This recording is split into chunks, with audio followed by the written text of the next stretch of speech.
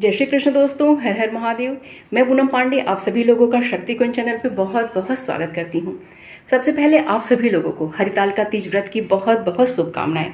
माता पार्वती की कृपा दृष्टि से, महादेव की कृपा दृष्टि से हम सभी को अखंड सौभाग्य का वरदान प्राप्त हो।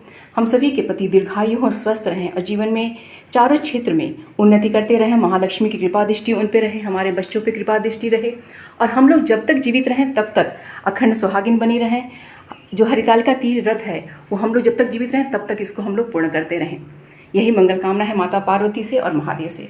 आज की वीडियो में मैं आप सभी लोगों को हरितालिका तीज व्रत में लगने वाले सभी पूजन सामग्रियों को दिखाऊंगी और स्टेप बाय स्टेप मैं एक एक चीज़ें आपको क्लियर करती जाऊंगी, बताती जाऊंगी। जहाँ भी कोई भी कन्फ्यूज़न होगा उसका विकल्प क्या ले सकते हैं और इस व्रत में क्या क्या नियम होते हैं संग संग वो भी मैं आपको बताती जाऊँगी। इसलिए बिना स्किप के पूरी वीडियो देखिएगा तो आपको हर चीज़ एक एक चीज़ें बिल्कुल क्लियर हो जाएंगी। तो चलिए देर नहीं करते हैं, वीडियो को प्रारंभ करते हैं।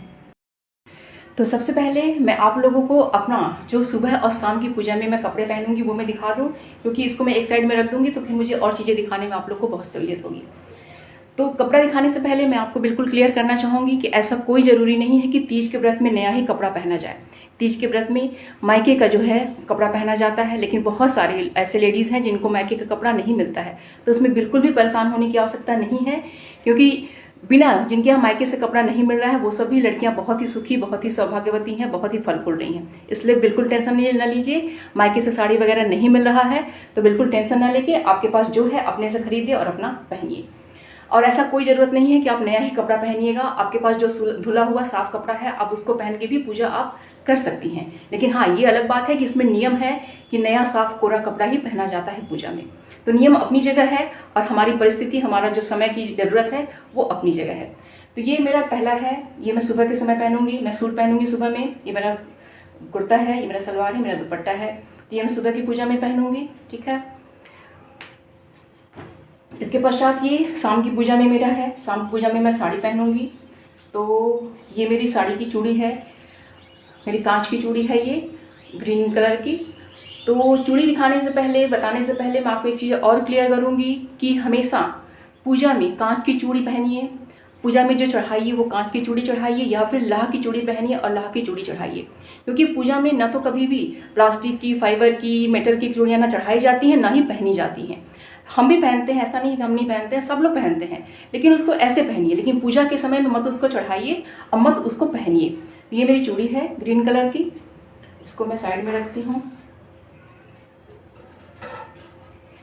ये मेरा ब्लाउज है, मैंने ब्लाउज पे थोड़ा सा पफ देके सिलवाया हुआ है, ये सिलाया हुआ है। ये ब्लाउज है और ये मेरी साड़ी है, येलो और ग्रीन पे है। साड़ी बहुत लाइट वेट है, मैंने बहुत हैवी साड़ी नहीं ली क्योंकि साड़ियाँ बहुत सारी हैवी पड़ी हुई हैं और वो रखी रहती हैं। ये मेरी ये साड़ी है और ये मेरा पेटीकोट है।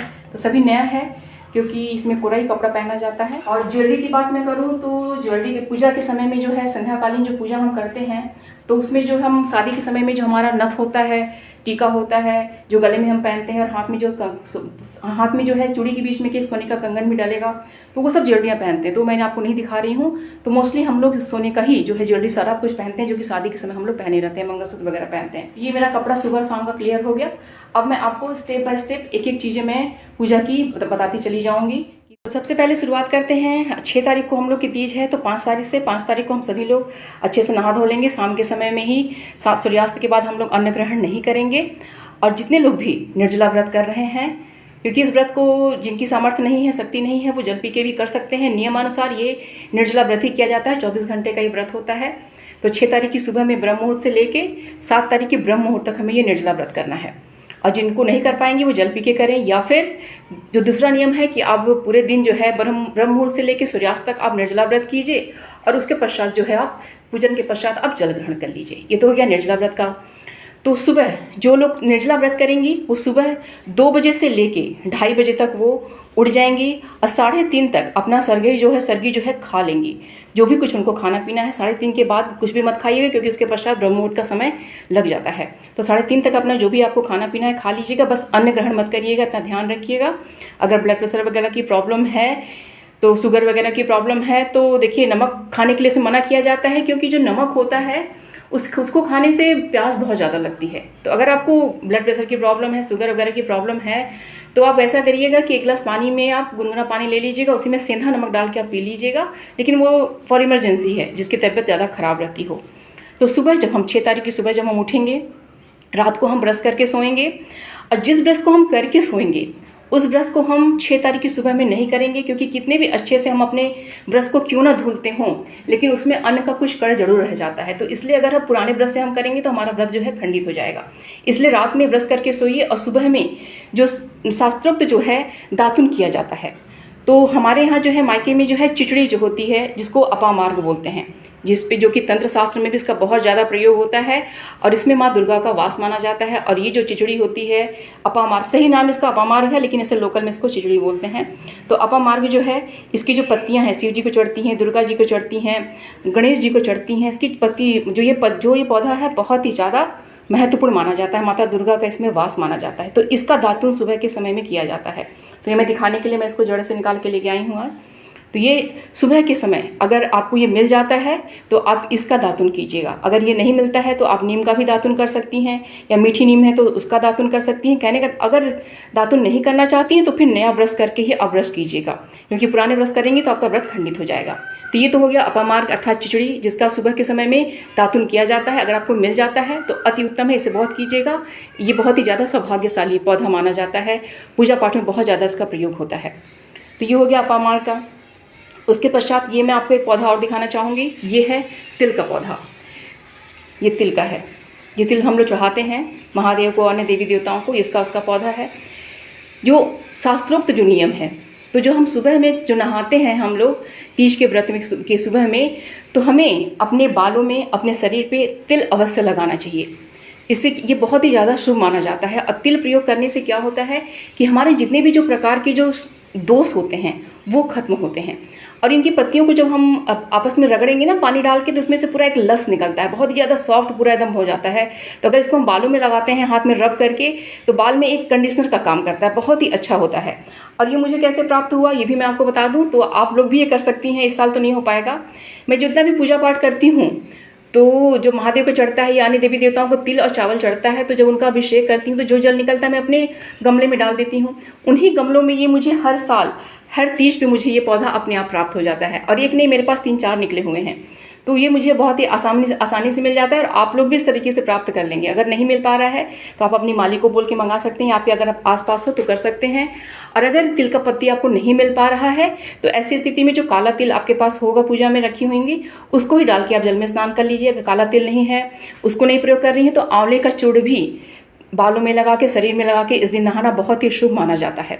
ये मेरा खुद का नियम बनाया हुआ नहीं है, ये शास्त्रोक्त है। अगर आप व्रतराज ग्रंथ उठा के पढ़ेंगी तो उसमें सारे विधि लिखे हुए हैं। तिल का प्रयोग करना, आंवले का चूर्ण का प्रयोग करना, सुबह के समय में इसको लगा के नहाना बहुत ही शुभ माना जाता है। तो ये हो गया हमारा तिल का, और ये हमारा हो गया अपामार्ग का, चिचड़ी का। तो इसको मैं एक साइड में रख देती हूँ ताकि मुझे और चीज़ें दिखाने में आपको सहूलियत रहे।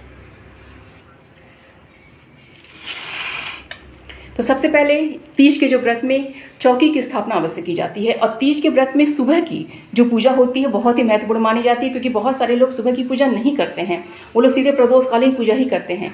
क्योंकि अगर शास्त्रों में अगर आप पढ़ेंगे तो सुबह की पूजा भी बहुत ही महत्वपूर्ण मानी जाती है, क्योंकि सुबह अगर आप नहीं नहाएंगे तो कैसे आप व्रत का संकल्प लेंगे, कैसे आप सूर्यदेव को अर्घ देंगे, तुलसी माता को जल चढ़ाएंगे, कैसे पूजन पाठन का आप कार्य करेंगे। क्योंकि बहुत सारे लोग 3 बजे 4 बजे उठते हैं, फिर नहाते हैं, फिर पूजन की तैयारी करते हैं। आपको तो 2-2:30 बजे से पूजन की तैयारी प्रारंभ हो जाती है, आप कोई भी काम नहीं कर पाएंगे। ये बहुत ही अशुभता का काम है, इसलिए सुबह का नहाना बहुत ही जरूरी होता है। तो सुबह उठ के जरूर नहाइएगा। सुबह में साफ सुथरा कपड़ा पहन के पूजा भी कीजिएगा, सूर्यदेव को अर्घ दीजिएगा। और पहली जो पूजा होती है सुबह की, वो ब्रह्म मुहूर्त से लेकर सूर्योदय तक होती है। इसमें 3 स्नान और 3 पूजाएं महत्वपूर्ण होती हैं। एक सुबह की ब्रह्म मुहूर्त से लेकर सूर्योदय तक की, एक प्रदोषकालीन, और एक व्रत के अगले दिन अर्थात इस साल जो है 7 तारीख का जो ब्रह्म मुहूर्त होगा, उसमें ब्रह्म मुहूर्त से लेकर सूर्योदय तक की जो पूजा रहेगी, वो 3 पूजा बहुत ही महत्वपूर्ण से मानी जाती है। तो इसमें चौकी जरूर लगाई जाती है इस पूजा में। तो मैंने यहाँ देखिए चौकी रखा हुआ है। चौकी पे बिछाने के लिए मैंने यहाँ पे ये लाल वस्त्र रखा हुआ है। अगर ये नया मिल जाएगा तो बहुत ही अच्छा होगा, अगर नहीं है तो जो पूजा में आप प्रयोग करती हैं उसको आप बिछा लीजिएगा। चौकी इसमें अवश्य लगाई जाती है, इसलिए आप लोग भी चौकी इसमें अवश्य लगाइएगा। चौकी लगाने से पहले मैंने देखिए यहाँ पे आटा रखा हुआ है, चौक पूर के फिर आप चौकी लगाइएगा। चावल के आटे से भी कर सकती हैं, गेहूं के आटे से भी कर सकती हैं। तो इससे चौक पूर के फिर आप अपनी चौकी की स्थापना कीजिए। चौकी पे लाल वस्त्र बिछाइए। उस चौकी की स्थापना करने के पश्चात उसके पश्चात सबसे मुख्य काम जो होता है वो होता है एक मंडप बनाना। मंडप हम जो बनाते हैं वो आम के पत्ते का, केले के पत्ते का और अशोक के पत्ते का हम मंडप बनाते हैं, और कुछ जो है कलरफुल कपड़े मिला के उसका एक मंडप बनाया जाता है, जो कि बहुत ही महत्वपूर्ण काम होता है। तो चौकी की स्थापना और मंडप बनाने के बाद ही आप अखंड दीपक और कलश की स्थापना की जाएगी। तो चौकी हम स्थापित कर लेंगे, अपना मंडप बना लेंगे। उसके पश्चात जो है हम या तो सबसे पहले हम दीपक प्रज्वलित करें या तो सबसे पहले हम कलश की स्थापना करें, दोनों में से कोई एक काम कर सकते हैं। तो आप अखंड दीपक प्रज्वलित कीजिए। दीपक में जो है आप घी का दीपक भी जला सकती हैं, आप तिल के तेल का भी दीपक जला सकती हैं, और आप सरसों के तेल का दीपक भी आप प्रज्वलित कर सकती हैं। जैसी आपकी सहूलियत हो उस हिसाब से आप काम करिए। उसके पश्चात हम कलश की स्थापना करेंगे। कलश की स्थापना में हम सबसे पहले या तो हम पीतल के कलश ले सकते हैं या फिर हम मिट्टी का कलश भी हम ले सकते हैं। तो कलश में सबसे पहले हम मौली बांधेंगे। मौली बांध के फिर इसके हम स्वास्तिक बनाएंगे, और इसके अंदर सबसे पहले हम गंगा जल डालेंगे। गंगा जल डालने के पश्चात इसमें हम साफ जल डालेंगे।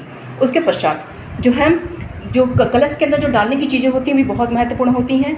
तो जो सबसे मुख्य चीज़ होती है कलश में डालने की, वो चीज़ मैं आपको बता रही हूँ। उसके अतिरिक्त भी बहुत कुछ आप डाल सकते हैं। तो जो महत्वपूर्ण चीज़ होती है वो होती है हल्दी की गांठ, कुछ द्रव्य, मतलब कोई एक का सिक्का ले लीजिए, चांदी का सिक्का कुछ भी आप ले सकते हैं, और एक सुपारी। ये तीनों चीज़ें इसमें डालना बहुत ही महत्वपूर्ण होता है। ये तीनों अगर डाल दी तो सब पूर्ण हो जाएगा। अगर इसके अतिरिक्त भी आप डालना चाहती हैं तो बहुत कुछ आप डाल सकती हैं, जैसे है कपूर डाल सकती हैं, आप दुर्वा डाल सकती हैं, फूल डाल सकती हैं, आप अक्षत डाल सकती हैं, इत्र डाल सकती हैं, बहुत चीज़ें सारी डालने की होती हैं। लेकिन अगर ये तीन चीज़ें आप डाल दिए, जो है हल्दी का गांठ, सिक्का और ये तीनों चीज़ें डाल दिए अगर आप, तो आपका जो पूर्ण माना जाएगा। तो इतने से आपका काम हो जाएगा। ये कलश के अंदर हम जब डाल देंगे, इसके ऊपर फिर हम आम का टल्लू हम रखेंगे। आम के टल्लू को अच्छे से डेकोरेट कर दीजिएगा। इसके ऊपर जो है हल्दी की, कुमकुम की और सिंदूर का टीका लगा दीजिएगा, तो बहुत ही सुंदर लगता है। थोड़ा सा मेहनत लगेगा लेकिन बहुत ही सुंदर लगता है। इसके पश्चात इसके ऊपर हम रखेंगे चावल का भरा हुआ पूर्ण पात्र, जिसे हम ब्रह्म पूर्ण पात्र कहते हैं। इसकी स्थापना हम करेंगे। इसके ऊपर आप नारियल कलश भी स्थापित कर सकते हैं, जैसे माता लक्ष्मी का प्रतीक माना जाता है, या फिर आप फल की भी आप फल रख के कर सकते हैं, या फिर आप दीपक प्रज्वलित करके इसके ऊपर रख सकते हैं। दीप कलश बना सकते हैं, फल का कलश बना सकते हैं, या फिर नारियल कलश बना सकते हैं। तो मैं तो जैसे नारियल कलश बनाती हूँ हमेशा, हर पूजा में, मोस्टली मैं पूजा में नारियल कलश ही बनाती हूँ, क्योंकि ज़्यादा शुभ माना जाता है, तो मैं इसी को प्रीफर करती हूँ। तो इसके लिए आपको नारियल लेना है पानी वाला। और बहुत लोग कंफ्यूज रहते हैं कि नारियल किसका मुख कहाँ होता है, उसका पीछे का पोर्शन कहाँ होता है। ये देखिए, जिसमें ये बना होता है, ये देखिए, ये ध्यान से यहाँ पे देखिए, ये इसका मुख होता है, ठीक है। और जो इसकी नुकीले चीज़ें होती हैं, नुकील बना होता है, ये इसका पीछे का पोर्शन होता है। तो जो मुख इसका होता है वो हमारी तरफ रखा जाता है, अर्थात कलश जो है, जो नारियल जो होता है ऐसे रखा जाता है, ये हमारी तरफ रहेगा, मुख इसका हमारी तरफ रहेगा। तो जो नारियल है कभी भी इससे सादा नहीं रखा जाता है। इसके ऊपर पहले स्वास्तिक बनाएंगे, इसके ऊपर हम कपड़ा लगाएंगे, इनको हम अच्छे से लपेटेंगे। क्योंकि मैं एक हाथ से दिखा रही हूँ इसलिए मैं अच्छे से नहीं कर पा रही हूँ। तो इसके ऊपर कपड़ा लपेटेंगे हम, इसके ऊपर फिर हम मौली बांधेंगे। ये है मौली, चारों तरफ से लपेट देंगे ताकि कपड़ा निकले ना। फिर करके हम फिर इसके ऊपर हम इनको स्थापित करेंगे, यहाँ पे स्थापित करेंगे हम। अगर कपड़ा आपके पास नहीं है तो आप स्वास्तिक बना के केवल मौली, चारों तरफ मौली भी लपेट के आप काम कर सकती हैं। अब लेकिन कपड़ा लगा देंगे तो बहुत ही अति उत्तम रहेगा इसमें। तो ये कपड़ा हो गया। फिर कलश के हम पूजन करेंगे। दीपक जब प्रज्वलित करेंगे, दीपक का भी प्रज्वलन कीजिएगा। दीपक कभी भी खाली नीचे नहीं रखा जाता है, इसके नीचे हमेशा चावल या फूल कुछ भी रख के तब दीपक प्रज्वलित करिएगा, ठीक है। और देखिए, चौकी अगर आपकी बड़ी है तब तो चौकी पे आप दीपक रखिएगा, अदरवाइज चौक जो है दीपक नीचे में ही, मतलब चौकी के साइड में एक साइड दीपक कर लीजिएगा और एक साइड कलश स्थापित कर लीजिएगा। क्योंकि फिर इसमें ज़्यादा सामग्रियाँ चढ़ती हैं, जैसे श्रृंगार की सामग्रियाँ रहती हैं, तो वो गिरने का उसमें डर रहता है। इसलिए चौकी के दोनों साइडों में, एक साइड में दीपक और एक साइड में कलश कर लीजिएगा। तो दीपक का पूजन कर लीजिएगा, उनको फूल चढ़ा दीजिएगा, अच्छे चढ़ा दीजिएगा, हल्दी कुमकुम लगा दीजिएगा। उसके पश्चात कलश का जब स्थापित करिए, कलश का पूजन आप कीजिएगा। और कलश के पूजन में भी कलश देव को आप फूल, देखिए मैंने यहाँ पे सब रखी हुई है, कई वैरायटी की देखिए मैंने, क्योंकि माता इस पर जो नारियल है ये माता लक्ष्मी का प्रतीक मानी जाती हैं, तो इनको बेलपत्र भी चढ़ता है, दुर्वा भी चढ़ता है, और ये कनेर का फूल है, गुड़हल का फूल है, समी पत्र है, समी पुष्प है, अपराजिता का यहाँ पर नीला सफ़ेद फूल है, गुलाब का है। तो जो जो फूलें मतलब आपके पास माला वगैरह जो भी है सब उन्हें आप चढ़ाइए। और कलश को जो है यहाँ पे वो जनेऊ भी चढ़ाया जाता है, जनेऊ भी आप चढ़ाएंगी, और हल्दी चढ़ाएंगी, कुमकुम चढ़ाएंगी, सिंदूर लगाएंगी, सब चीज़ें चढ़ाएंगी आप। उसके पश्चात उन्हें भोग लगाएंगी, उन्हें दक्षिणा चढ़ाएंगी। दक्षिणा में आप जैसे आपकी सामर्थ्य 10 है 11 रुपये चढ़ा सकती हैं, 51 चढ़ा सकती हैं, 101 चढ़ा सकती हैं, जैसे आपकी सामर्थ्य हो ऐसा अपना काम करिए आप। तो ये हो गए कलश की पूजन। कलश की पूजन अच्छे से विधिवत संपन्न कर लीजिएगा, सब कुछ करके उसके पश्चात दीपक और कलश स्थापित करके आप निश्चिंत हो जाइए। उसके पश्चात फिर आप आइए सब, अगर आप नवग्रह की स्थापना करना चाहती हैं तो नवग्रह की स्थापना भी आप कर सकती हैं। अगर नहीं करना चाहती हैं तो केवल मानसिक रूप से नवग्रह की स्मरण करके उनको एक फूल चढ़ा दीजिएगा। फिर उसके पश्चात आएगा पूजन महादेव का, गणेश जी का और माता पार्वती का। देखिए इस पूजा में जो है कच्ची मिट्टी की जो मूर्ति की पूजा की जाती है। तो हमारे बनारस में जो है बहुत ज़्यादा मिट्टी की बनी हुई, कच्ची मिट्टी की मूर्ति बनी हुई बिकती है। तो हम लोग इसी को लेके आते हैं, इसका पूजन करते हैं। इसमें देखिए बहुत ध्यान से माता पार्वती भी बनी है, शिव जी भी बने हैं और यहाँ पे गणेश जी भी बने हुए हैं। बहुत सुंदर गणेश जी बने हुए हैं। तो ये मिट्टी मूर्ति हम लोग को मिलती है तो हम लोग इसी ला के पूजा कर लेते हैं। अगर आप या तो खुद से बना लीजिए आप, सबसे अच्छा होगा। अगर नहीं बना सकती हैं तो फिर पार्थिव शिवलिंग का भी निर्माण आप कर सकती हैं। पार्थिव शिवलिंग का निर्माण करने में बस एक प्रॉब्लम होती है कि अगर पार्थिव शिवलिंग का निर्माण आपने कर लिया तो उसको बना के फिर आप सोएंगी नहीं रात में, क्योंकि इसमें रात्रि जागरण करना होता है। लेकिन बहुत कम ही लोग होते हैं जो कि रात्रि जागरण करते हैं। तो अगर शिवलिंग का निर्माण करती हैं तो आपको रात्रि जागरण करना पड़ेगा, इसलिए सोच समझ के पार्थिव शिवलिंग का निर्माण करिएगा। सबसे अच्छा होगा कि आप मिट्टी की मूर्ति खुद से बना लीजिए या फिर मार्केट में बिकता है, आप उसको लेके इनका पूजन कीजिए। अगर ये नहीं हो पाता है तो फिर आप फोटो से भी पूजा अपना संपन्न कर सकती हैं। तो इतना काम करने के पश्चात सबसे पहला जो काम होगा, हम लोग गणेश जी की पूजा करेंगे। चौकी पे इन्हें हम स्थापित कर देंगे। मैं चौकी पे यहाँ पे रख दे रही हूँ। चौकी पे इन्हें हम स्थापित कर देंगे। सबसे पहले जो हम गणेश जी की अपनी पूजा हम करेंगे। गणेश जी को हम पूजन करने से पहले एक चीज़ और मैं बताऊंगी कि जो मिट्टी की जो मूर्ति होती है, जैसे हमारा अगर शिवलिंग है या फिर कोई हमारे पास पीतल की, चांदी की मूर्तियाँ होती हैं, तो उसको हम जल से, दूध से, दही से, पंचामृत सबसे स्नान कराते हैं। लेकिन कच्ची मिट्टी की जो हमारी मूर्ति है तो इसको तो हम स्नान नहीं करा सकते क्योंकि जल तो छिड़क सकते हैं। तो ऐसी स्थिति में हमें जो है पंचामृत बना के इसका भोग लगा देना चाहिए। जैसे पंचामृत में 5 चीज़ें प्रयोग होती हैं: दूध, दही, शक्कर, घी और शहद। इन 5 चीज़ों को मिला के इसमें जो है पंचमेवा मिला दीजिए। पंचमेवा मिला के इसको हम भोग लगा देंगे। हम शिव जी, पार्वती, गणेश जी को इसको भोग लगा देंगे, क्योंकि इससे हम स्नान तो करा नहीं सकते हैं, तो इसका हम भोग लगा देंगे। जल छिड़केंगे हम। जल छिड़क के सबसे पहले हम गणेश जी को ध्यान करेंगे, उनका पूजन हम पहले करेंगे। अगर आपको स्तोत्र आता है, संकट नाशन स्तोत्र, तो उसका पाठ कीजिए, नहीं तो ओम गणपतये नमः इसका पाठ कीजिए आप। या फिर जो भी आपको आता हो, वक्रतुंड महाकाय, जो भी आपको आता हो गणेश जी का मंत्र बोलते हुए, उनका नाम लेते हुए आप उनका पूजन पाठन कीजिए। 21 नाम गणेश जी के आते हो तो वो सब कीजिए। सब मैंने वीडियो अपलोड किया हुआ है, आप देख सकते हैं। तो आप गणेश जी का सबसे पहले पूजन कीजिए। गणेश जी को आप उनको यहाँ पे देखिए हल्दी है, कुमकुम है, सिंदूर है, ये सब लगाइए, क्योंकि सब सौभाग्य की चीज़ें होती हैं। और ये सभी चीज़ें जो होती हैं गणेश जी को भी चढ़ेंगी, माँ दुर्गा को भी चढ़ेंगे। अक्षर चढ़ाइए। गणेश जी को जो आप है दुर्वा चढ़ाइए।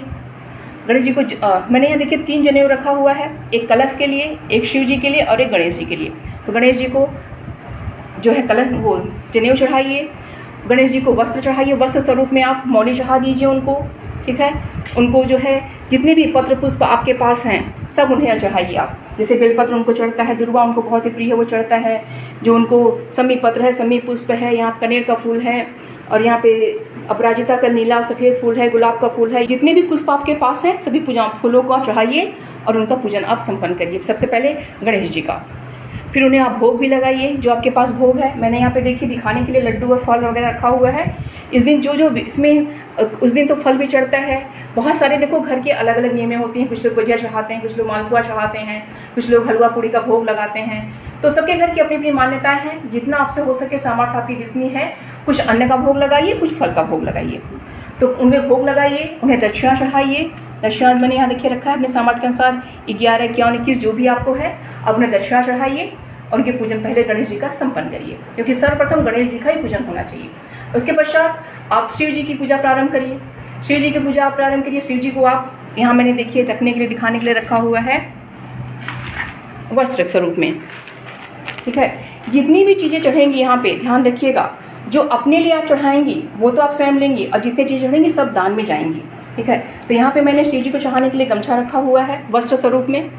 अगर आप गमछा नहीं चढ़ाना चाहती हैं तो आप रुमाल भी चढ़ा सकती हैं, ये रुमाल चढ़ा सकती हैं। अगर ये नहीं करना चाहती हैं तो फिर आप मौली स्वरूप में भी उन्हें वस्त्र आप चढ़ा सकती हैं। ये आपकी स्वेच्छा के ऊपर आप क्या चढ़ाना चाहती हैं। तो इन तीनों में से जब अगर आप गमछा चढ़ाएंगी या रुमाल चढ़ाएंगी उन्हें, इसमें हल्दी लगा के फिर चढ़ाइएगा। सफ़ेद कपड़ा ऐसे नहीं चढ़ाया जाता है, इसमें हल्दी लगा दीजिएगा फिर आप चढ़ाइएगा। तो शिव जी को सबसे पहले वस्त्र पहनाइए, उनको जो है चंदन लगाइए, उनको कुमकुम लगाइए। आज के दिन उन्हें सब चढ़ता है, उन्हें हल्दी भी चढ़ेगा, आज के दिन उन्हें हल्दी भी चढ़ेगा, कुमकुम भी चढ़ेगा, उन्हें सफ़ेद चंदन चढ़ेगा, भस्म चढ़ेगा, काला तिल चढ़ेगा, अक्षत चढ़ेगा, सब कुछ उन्हें चढ़ेगा। और यहाँ पे जितने मैंने चीज़ें रखी हुई हैं, बेलपत्र है, दुर्वा है, अब शिव जी को जो है तुलसी की मंजरी चढ़ती है, तुलसी जी की मंजरी चढ़ेगी। और यहाँ पे जितने पुष्प मैंने रखे हैं, सफ़ेद पुष्प है, कनेर का फूल माता दुर्गा को, शिव जी को दोनों को बहुत ही ज़्यादा प्रिय है। दौना का मैंने पत्ता यहाँ रखा हुआ, दौना है, समी पत्र है, समी पुष्प है। और यहाँ पे देखिए जितने भी फूल हैं सब आप शिव जी को चढ़ाइए। अभी तो मैंने कम ही रखा हुआ है, उस दिन आप गजरा मंगवा लीजिएगा चढ़ाने के लिए इन लोगों को। तो पहले पत्र पुष्प चढ़ाइए उन्हें अच्छे से, फिर उन्हें सब उन्हें टीका वगैरह सब कुछ लगाइए, उनको जनेऊ उन्हें अर्पित कीजिए, फिर उन्हें भोग आप अर्पित कीजिए। भोग में मैंने यहाँ रखा हुआ है, आपकी जो शिक्षा हो मैंने यहाँ देखिए, भोग लगाने के लिए एक संग लगाएंगे माता पार्वती शिव जी को भोग लगाएंगे। तो नारियल मैंने भोग में रखा हुआ है, फल मैंने रखा है और लड्डू मैंने रखा है। ये तो मैं दिखाने के लिए मैंने आपको रख दिया है। उस दिन मैं और भी चीज़ें जो मतलब ये फल के अलावा, नारियल के अलावा, लड्डू के अलावा और भी बहुत कुछ चढ़ाऊँगी, जैसे न पूड़ी चढ़ाऊँगी, हलवा चढ़ाऊँगी। चना देखिए मैंने यहाँ रखा हुआ, चना को भिगा के चढ़ाया जाता है, ये मैंने दिखाने के लिए आपको रखा है। इसका भी बताऊँगी मैं, इसका बाद में प्रयोग किया जाता है। तो चना चढ़ाएँगे, जितनी भी चीज़ें चढ़ा सकती हैं आप चढ़ाइए, ये आपके सामर्थ्य के ऊपर है। ऐसा इसमें कोई नियम नहीं है कि इतना चढ़ाना है या फिर कम चढ़ाना है या ज़्यादा चढ़ाना है, जितना मिल सके उतना उसको आप चढ़ाइए। तो शिव जी का पूजन आप संपन्न कर लीजिए, जो सामग्रियाँ चढ़ा दीजिए। फिर इसमें और यहाँ पे हाँ एक चीज़ ध्यान रखिएगा, यहाँ मैंने रखा हुआ है अबीर। तो जितनी रंग की अबीर आपके पास हैं, मेरे पास यहाँ पे ऑरेंज वाला है, लाल है यहाँ पे, और यहाँ पे गुलाबी है, तीनों मैंने अबीर रखा है। और यहाँ पे बुक्का है। ये सब चीज़ें गणेश जी को भी चढ़ेंगी और शिव जी को भी चढ़ेंगी और पार्वती जी को भी चढ़ेंगी ये चीज़ें। और हाँ एक चीज़ आप और ध्यान दीजिएगा, मैं बताना भूल गई आप लोग को, मुख शुद्धि के लिए कलश देव को भी मुख शुद्धि के लिए पान सुपारी, और यहाँ देखिए मैंने रखा हुआ है लौंग और इलायची। ये सब मुख शुद्धि के लिए सबको होगा, सबको देना है, कलश देव को भी देना है, गणेश जी को भी देना है, शिव पार्वती जी को भी देना है। इसलिए ये सभी चीज़ें मुख शुद्धि में सबको देना है, ठीक है। साबुत पान लीजिएगा, कटा फिटा ना रहे, ठीक है। तो शिव जी को मुख शुद्धि देने के बाद फिर भोग लगाने का काम उनको होगा। उसके पश्चात माता पार्वती का पूजन, क्योंकि तीज के पूजन में माता पार्वती का पूजन बहुत ही महत्वपूर्ण माना जाता है। तो माता पार्वती की पूजन में उनको भी जैसे जल एक बार सबको छिड़क दिए, जल छिड़कने के बाद सबसे पहले उनको वस्त्र हम पहनाएंगे। वस्त्र में देखिए मैंने यहाँ पे रखा हुआ है ब्लाउज पीस, तो मैं इनको ब्लाउज पीस चढ़ाऊँगी। आप वस्त्र में आप इनको छोटी चुनरी भी चढ़ा सकती हैं, या फिर अगर नहीं है तो फिर मौली स्वरूप में भी चढ़ा सकती हैं, वस्त्र स्वरूप में मौली भी आप उन्हें चढ़ा सकती हैं। तो वस्त्र उन्हें पहनाइए। वस्त्र पहनाने के पश्चात उन्हें टर्न बाई टर्न जितनी भी श्रृंगार की सामग्रियाँ आपने रखी हुई हैं सब उन्हें चढ़ाइए। यहाँ पे देखिए मैंने श्रृंगार की सामग्रियों में एक ही चीज़ मैं दिखाती हूँ। चूड़ी मैंने रखा हुआ है, यहाँ पे नेल पॉलिश है, यहाँ पे महावर है, यहाँ पे तेल है, यहाँ पे देखिए लाल सिंदूर है, और यहाँ पे पीला सिंदूर है, मेहंदी है, काजल है, बिंदी है, रबर बैंड है, और यहाँ पे ये मैं अलग से दिखाती हूँ, बताती हूँ अलग कुछ है। यहाँ पे देखिए इत्र है, यहाँ पे शीशा है, कंघी है। इतनी चीज़ें मैंने श्रृंगार की रखी हुई हैं कि सब मैं माता पार्वती को टर्न बाई टर्न करके, देखिए कांच की चूड़ियाँ मैंने यहाँ चढ़ाई, मैंने बताई कि कांच की चूड़ियाँ ही चढ़ाई जाती हैं। तो टर्न बाई टर्न करके की चीज़ें मैं माता पार्वती को सब अच्छे से उनको चढ़ाती जाऊँगी। और एक चीज़ और ध्यान रखिएगा कि जितनी भी चीज़ें आप चढ़ाइए, श्रृंगार की सामग्रियाँ, चाहे माता पार्वती का हो, चाहे आपके लिए स्वयं के लिए हो, तो सभी सामग्रियों पे थोड़ा सा हल्दी कुमकुम ये सब चीज़ लगाते जाइएगा, क्योंकि ये सब सौभाग्य की चीज़ें हैं। अब क्योंकि सब माता को चढ़ा रही हैं आप, तो सभी थोड़ा सा हल्दी कुमकुम भी लगाते जाइएगा। तो सब चीज़ें माता को सब चढ़ा दीजिए, श्रृंगार की सामग्री उनका अच्छे से उनको सिंदूर भर दीजिए। और यहाँ पे देखिए मैंने अलग से सिंदूर रखा हुआ है, ये माता का सिंदूरा है, ठीक है। इसमें अंदर सिंदूर भरा हुआ है। मैं एक हाथ से मैं दिखाने का प्रयत्न करती हूँ, ये थोड़ा सा उड़ा, ये देखिए अंदर पूरा सिंदूर भरा हुआ है, ठीक है। इसमें छोटा सा है, इस बार थोड़ा छोटा मिल गया। लकड़ी का सिंदूरा जो है माता को, जैसे हम लोग का सिंदूरा होता है ऐसे ही माता का सिंदूरा भी माता को चढ़ाया जाता है। तो ये सिंदूरा जो है माता के पास हम रख देंगे, ठीक है। और सुबह के समय में इसी सिंदूरे से हम माता का मांग भरेंगे और इसी से हम सुहाग लेंगे, और इसी से हम अपना मांग भरेंगे, और इसी से हम अपने जो सिंदूरे में अपने इसमें हम सिंदूर डालेंगे अपने हम।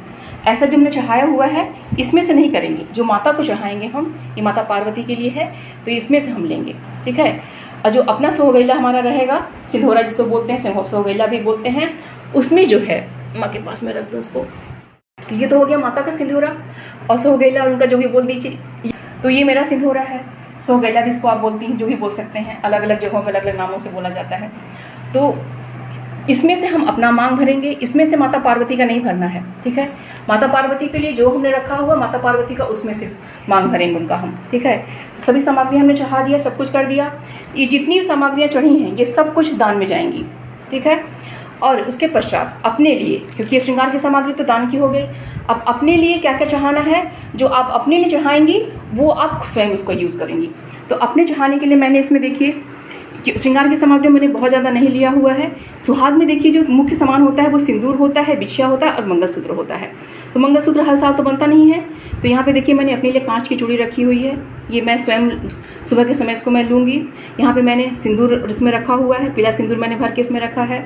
और यहाँ पे मैंने अपने लिए नया जो है बिछिया और मैंने पायल खरीदा हुआ है, ये मैं चढ़ाऊँगी और सुबह के समय मैं इसको प्रसाद स्वरूप में ग्रहण करूँगी। ये मेरी छोटी सी एकदम बिछिया है, एकदम छोटी सी ये है, ये बिछिया है और ये पायल है। तो ये सभी मैं चढ़ाऊँगी और ये सुबह के समय मैं प्रसाद स्वरूप में सबको मैं लूँगी, ठीक है। तो ये हो गए मेरे खुद के लिए। चढ़ाने के लिए आप और भी कुछ चढ़ा सकती हैं अगर आपको ज़रूरत है, जैसे काजल है, बिंदी है, सिंदूर है, सब कुछ चढ़ा सकती हैं। लेकिन मैंने इतना ही अपने लिए चढ़ाया हुआ है, उतना ही मैं सुबह के समय प्रसाद स्वरूप में से मैं ग्रहण करूँगी। तो ये हो गई पूजन की सामग्रियाँ जितनी जो चढ़ती हैं, और मैंने आपको सब दिखा भी दी टर्न बाई टर्न। अब मैं आपको बहुत महत्वपूर्ण चीज़ दिखा रही हूँ, ये है चना। इसको भिगा के चढ़ाना है, इसको भिगाएंगे, फिर माता पार्वती को शाम की पूजा में इसको हम चढ़ाएंगे। और इस चना का हम सुबह के समय इसका हम प्रयोग करेंगे। इसी से हम पहले अपने व्रत का पारण करते हैं। इसको हम 5 दाना लेके पानी से इसको हम निगलते हैं, तो हमारा पहला पारण इसी से होता है। उसके पश्चात जो हम भोग लगाते हैं माता पार्वती को, शिव जी को, वो हम ग्रहण करते हैं। और सुबह के समय सुहाग लेना बहुत ही महत्वपूर्ण होता है। संध्याकालीन पूजा आप अपना अच्छे से संपन्न कर लीजिए। हम सब सारी चीज़ें मैं संध्याकालीन पूजा का दिखा रही हूँ। सुबह में तो आप अपनी स्वेच्छा से जैसे पूजा करना चाहती हूँ पूजा कीजिए। तो अब सभी सामग्री आप चढ़ा लेंगे, सब कुछ कर लेंगी। फिर हरितालिका तीज व्रत की कथा मैंने देखिए यहाँ पर रखी हुई है, इस कथा को आप सुनिए, इसको पढ़िए आप। इसको पढ़ने के अलावा बहुत सारी चीज़ें देखिए पढ़ने के लिए हैं। रामचरितमानस के शिव पार्वती विवाह है, उमा महेश्वर स्तोत्र है, माता पार्वती की पार्वती 40, क्योंकि इसमें पार्वती जी का बहुत ही महत्वपूर्ण पूजा होता है। और जब पूजन आप करिए माता पार्वती का, तो माता पार्वती का अंग पूजन भी अवश्य करिएगा। उनकी अंग पूजन बहुत ही महत्वपूर्ण होती है, क्योंकि इन्हीं से हमें अखंड सौभाग्य लेना है। सुबह में हम इनसे सुहाग लेंगे। तो अंग पूजन का मैंने वीडियो भी नहीं डाला है, कोशिश करके मैं 30 से पहले ही डाल दूंगी उसको। तो अंग पूजन होने कीजिएगा। अंग पूजन में एक एक फूल चढ़ाते जाइएगा, एक एक अंगों का उनके नाम लेते जाइएगा। तो अच्छे से अपना पूजा अपना संपन्न कर लीजिएगा, कथा पढ़ लीजिएगा, जो जो स्तोत्र पढ़ना है सब कुछ पढ़ लीजिएगा, मंत्र जाप वगैरह कर लीजिएगा और चना भी चढ़ा दीजिएगा। फिर जब और इस रात्रि जागरण का इसमें नियम होता है, तो जागरण में एक चीज़ ध्यान रखिएगा आप लोग कि अगर पूरी रात्रि जागरण नहीं करती हैं तो कम से कम निश्चित काल तक, अर्थात रात के 12 बजे तक आपका जगना बहुत ही महत्वपूर्ण होता है। रात को 12 तक तो जगिएगा। अगर पूरी रात जग गई तो अति उत्तम है, और नहीं तो कम से कम 12 बजे आप जगिए। फिर अगले दिन ब्रह्म मुहूर्त में आप उठ जाइए। आप अपना जो है स्नान ध्यान करिए, माता पार्वती शिव जी के पूजन एक बार अच्छे से उनका सब जितना चढ़ाया हुआ है सब हटाइए। और जितनी सामग्री हम चढ़ाएंगे सब उन्हीं के पास रात भर रखी रहेंगी, वहाँ से हटाना नहीं है कोई भी चीज़, सब उनके पास रखी रहेंगी। सुबह ही सब कुछ वहाँ से हटेंगी। और अगर आप मंदिर जाती हैं तो सुहाग की सामग्री आप वहीं पे दान कर दीजिए, तो अलग बात है। लेकिन आप घर में आप कर रही हैं तो सब कुछ ही वहीं चढ़ी रहेंगी और आप सुबह के समय से हटाएंगे और उस पर दान देंगी। अब बहुत लोगों को क्या सास को जो है सुहाग दिया जाता है, मतलब ये सामग्री दी जाती हैं। तो अगर आपको सास को दिया जाता है तो सास को दीजिए आप, और अगर आपको सास को नहीं दिया जाता है तो फिर आप ब्राह्मण को इसको दान कीजिए। अब बाँस की डलिया में करके दीजिएगा, ये बहुत ही ज़्यादा शुभ माना जाता है। बाँस की डलिया का प्रयोग करिएगा। अगर नहीं है तो फिर आप देख लीजिएगा कैसे देना चाहती हैं आप। उसमें फिर जो दान देंगी सुबह में, तो इसमें आप सीधा रख लीजिएगा। सूखा चावल है, आटा है, दाल है, सब्जी में आलू है, टमाटर है, प्याज, ये सब प्याज नहीं सॉरी टमाटर है। कोई फल, अगर जो यहाँ पे मैंने जो चढ़ाए हम लोग फल चाहते हैं, कोई फल है, मिठाई जो कुछ चाहेंगी, सब मिला जुला के सब करके उनको ब्राह्मण को एक दक्षिणा के साथ उसे दे दीजिएगा। जो संकल्प लीजिएगा वो पैसा जो भगवान को चढ़ाई रहेंगी दक्षिणा, वो सब सारा कुछ मिला के वो है ब्राह्मण को आप दान कर दीजिएगा। और सुबह के समय जब उठेंगी आप तो सब कुछ सामान हटाएंगी। तो सबसे पहले माता पार्वती से आप उनको जो इनका जो मैंने यहाँ पे रखा हुआ है, सिंदूर का मैंने यहाँ पे रखा हुआ है इनका, इसमें से निकाल के आप सिंदूर माता पार्वती का जो है आप 5 बार इनको सिंदूर आप लगाएंगी, इनका मांग आप भरेंगी और फिर इसी सिंदूर को फिर आप अपने मांग में भरेंगी आप। फिर इनसे मतलब इसको बोलते हैं सुहाग लेना। तो आप अपना मांग भरेंगी और इसी सोहगेले माता के ही सोहगेले से आप अपने सोहगेले में 2 चुटकी सिंदूर निकाल के अपने सोहगेले में डाल देंगी। इसी को बोलते हैं सुहाग लेना। अपने माथे में सिंदूर पहले माता का मांग भरना 5 बार, फिर इसी सिंदूर से अपना मांग भरना और आप 2 चुटकी सिंदूर निकाल के अपने सोहगेले में डाल लेना। ये सिंदूर हो गया। और जो मैंने चढ़ाया हुआ है, जो हम मतलब आप चढ़ाएंगी या मैंने चढ़ाया हुआ है बिछिया, सुहाग के स्वरूप में हम बिछिया भी लेंगे, पायल अपना लेंगे, चूड़ी अपना हम ले लेंगे। वो हम सुहाग के स्वरूप में वो माता से हम उसको ले लेंगे। और उसके पश्चात जब हम कर लेंगे ये सारा दान का सामान हम सब कुछ दे देंगे, ब्राह्मण को सब कुछ कर लेंगे, तो उसके पश्चात फिर पारण किया जाता है। तो ये चना जो है 5 दाना आप पानी के संग जो है इसको निगल लीजिएगा, फिर जो प्रसाद वगैरह है वो आप खाइएगा। ये तो सुबह का पूजन का हो गया। और इस पूजे दान देने के पश्चात पारण करने से पहले एक महत्वपूर्ण काम आपको और भी करना है कि आपको जो शिव पार्वती की अपनी मूर्ति है आपकी, इसको आपको विसर्जित करके ही आपको पारण करना होता है। इसीलिए ब्रह्म मुहूर्त में उठ जाइएगा 4 बजे तक, क्योंकि सब करते करते सूर्योदय हो जाता है। तो इसको विसर्जित करने के लिए बहुत सारी माताएं बहनें परेशान हो जाती हैं कि हमारे पास जो है बगल में तालाब नहीं है, वो नदी नहीं है, कुछ नहीं है। तो ऐसी स्थिति में कैसे विसर्जन किया जाए? बहुत ही आसान तरीका होता है। घर में जितनी बड़ी आपकी मूर्ति है उसके अकॉर्डिंग एक बड़ा बर्तन लीजिए। बड़ा बर्तन में सबसे पहले गंगा जल डालिए, फिर उसमें साफ जल भर लीजिए। फिर एक कच्ची मिट्टी की मूर्ति होती है, फिर इसको उनमें विसर्जित कर दीजिए। विसर्जित कर देंगे, थोड़ी देर में ये अपने आप ही पानी में मिल जाएगा। फिर इसको आप जो आपके पास पेड़ पौधे लगे हुए हैं उनमें सब पानी डाल दीजिए। आपका बहुत ही अच्छे से विसर्जित हो गया। विसर्जित करते समय एक चीज़ और ध्यान रखिएगा कि माता पार्वती को जैसे ये सब मैं चाहूँगी तो सब तो सामान आप दान में डाल देंगी, लेकिन माता पार्वती को कभी भी ध्यान रखिएगा कि खाली हाथ इनको विसर्जित नहीं किया जाता है।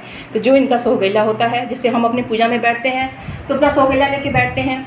और सुहागिन औरतें अगर मान लीजिए कि सुहागिन औरतें जहाँ भी जाती हैं अपने संग अपना सोहगेला अवश्य रखती हैं, बस इतना समझ लीजिए। तो माता पार्वती जो हैं अपने सोहगेला के संग ही आप इनको विसर्जित करेंगी। तो इस सोहगेला इनका नहीं इनके पास, अब इनको सिंदूर लगा देंगी, सुहाग अपना आप ले लेंगी। उसके पश्चात माता के साथ ही ये जो सिंदूरा है उनके संग ही विसर्जित होगा।